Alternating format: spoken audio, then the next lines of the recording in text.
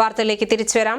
കൊടുങ്ങല്ലൂർ ശ്രീകുരുമ്പ ഭഗവതി ക്ഷേത്രത്തിലെ ഈ വർഷത്തെ താലപ്പൊലി മഹോത്സവം ജനുവരി 14, 15, 16, 17 തീയതികളായി നടത്തുവാൻ കൊച്ചിൻ ദേവസ്വം ബോർഡ് തീരുമാനിച്ചു. കൊടുങ്ങല്ലൂർ ശ്രീകുരുമ്പ ഭഗവതി ക്ഷേത്രത്തിലെ ഈ വർഷത്തെ താലപ്പൊലി മഹോത്സവം ജനുവരി 14, 15, 16, 17 തീയതികളിലായി കൊച്ചിൻ ദേവസ്വം ബോർഡിന്റെ നേതൃത്വത്തിൽ പൂർവാധികം ഭംഗിയായി ആഘോഷിക്കുകയാണ്.